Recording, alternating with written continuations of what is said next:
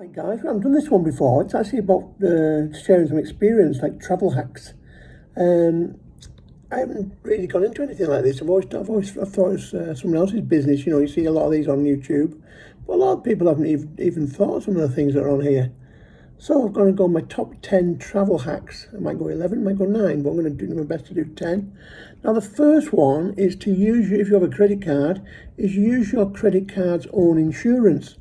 9 times out of 10 it's going to be cheaper than your insurance you've got already, and they already include emergency medical travel insurance, so there's no need to get any extra insurance costing you £100, £120 or whatever it costs these days to get to get insurance and so on.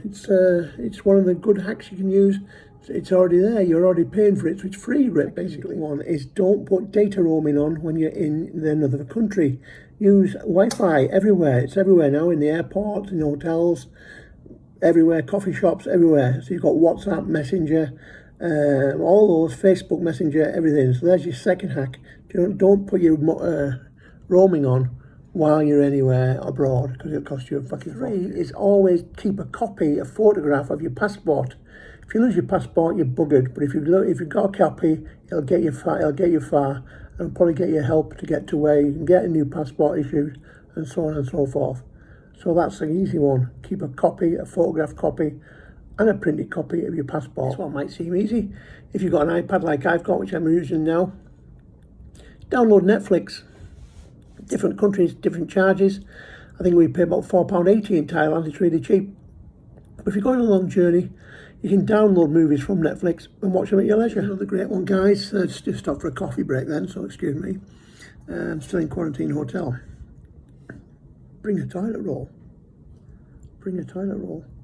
Especially in Thailand, you'd be surprised how many toilets I've been into, and there's absolutely no toilet roll at all. These squat and wash jobs. European people don't squat and wash. And some people don't like to use the bum gun in hotels and stuff. So I'll buy it. Some of the hotels do give you toilet rolls. Bring a nice soft one. You're doing yourself a big favour, a really big favour. Always travel with a pen. Coming into Thailand, you have to fill out a visa waiver form on the aircraft while it's flying. So always carry a pen. And you're going to have people asking you for pens and stuff, so always carry a pen. In a country where they don't speak very much English, download Google Translate to your phone, and you can use it offline.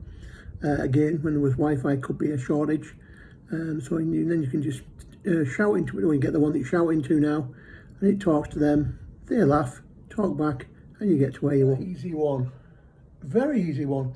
Take a photograph of the restaurant you're going to. Now, if you get lost walking down the road and you can't find the restaurant, stop a local, show him a photograph, and he'll point out where it is. Easy. Good one, guys, is avoid confrontation.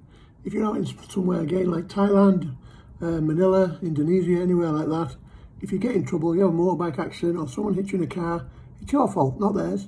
Just say sorry, bow, nod your hands, and try and walk away and get away as quick as you can. Drive into the airport, take a photograph of where your car's parked. Honestly, the amount of people get lost in car parks. I got lost in Universal Studios a few years ago, and we had to get driven around for hours with a guy in a golf cart. So take a photograph where you're parked. Going away for a long time, you're bringing a lot of stuff, and especially and you're worried about weight, and if you've got an economy flight, for instance, make sure you bring a backpack and put all your heavy stuff in there, because they don't weigh your backpack. They just give you a sticker or a tag to wrap around it. You'll have to lump it on board, but it saves you paying $200 or $300 in excess for your packet, for your baggage. Before you even go on holiday, when you're choosing your flights, use Skyscanner. I'm not being told to use that company, it's the one I use all the time. I had been using Kayak, but I always found Skyscanner to be £20 to £30 cheaper per flight. So there you go, there's my hacks. Probably more than 10, probably a little bit more than 9. So there you go, enjoy.